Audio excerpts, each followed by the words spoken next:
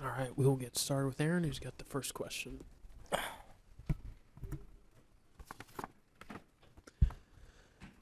Who's up first?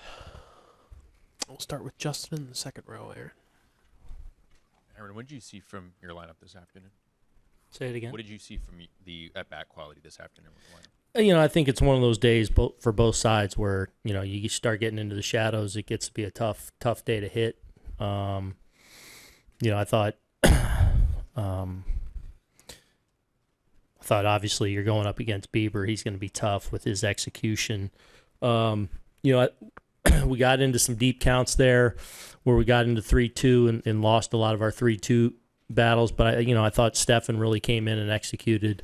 Karinchak and Clase, we made them work, but just weren't able to break through. And I think it was for the most of the day, it was one of those days where it's a little bit tough for the hitters seeing up there. And we'll stay in the first row, Andy. What did you make of Donaldson's decision to throw the ball to second there? Did he have a play, potentially? Yeah. I'd have to look back at it. I mean, if it's right on target, maybe. I mean, you guys would know better than me. I haven't re-looked at the play, but I think, you see him going up for second there. It's, I thought he was quick to recognize it. I thought it was heads up. If it's going to be close, you go for it. You trust yourself to make that throw. I think Randy and then John.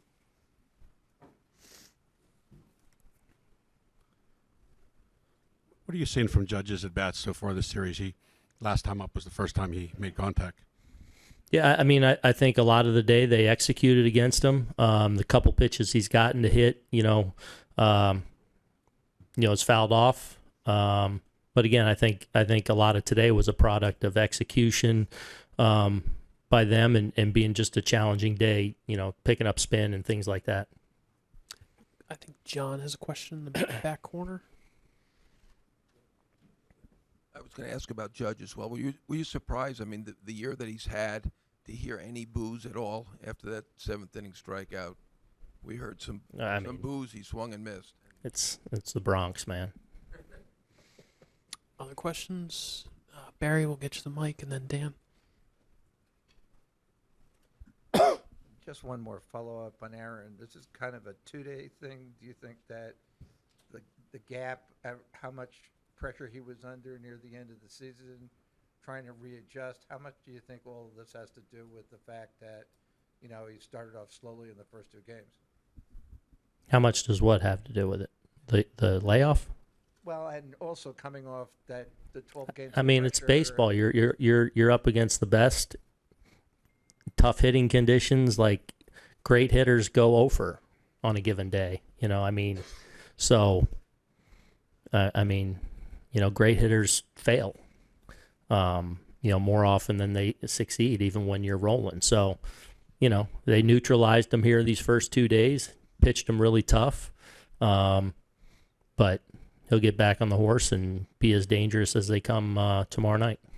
Brian up front on your left. Aaron, you had Castro in the game to run. He stayed in the DH spot. Any reason you stayed with him against Clase instead of Marwin or Hicks? Well, he's just Clase, a little bit more of a reverse split guy, a guy that doesn't really typically walk guys. So it's just for me, it was a little bit of a wash of an at-bat there, so I didn't want to burn the player with Timmy already in the game. So both those guys are healthy? Oh, yeah. Second row on your right, Dan, and then Ian. Using Carpenter in that spot, I guess you just wanted to get him in the game and not. I didn't just want to get him in the game. I wanted to win the game. In that spot though, and not later in the game. That's our shot right there. Not our shot, but it's first and second, 2 outs. Let's go. I felt like it was a tie ball game there. You don't. You can't always wait around for you start waiting forever. So anytime we had a really good leverage situation and a matchup we liked, I was going to go with it. So, yeah. Just a couple last ones. Ian on your right here. Stanton now has 10 home runs in 20 postseason games. What is it about his approach you think works this time of year?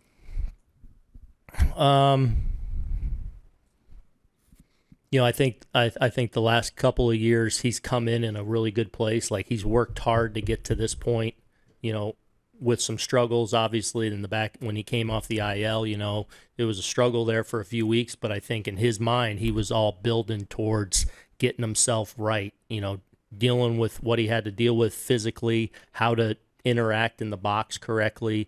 He's real specific. He's real diligent. He does a great job of blocking everything out and being really strict and disciplined to his plan, and having a tough mindset and going up there and committing to that. And I think having some success now that he's had the last couple of years, I think he knows what it takes and gets his mind to a pretty good place.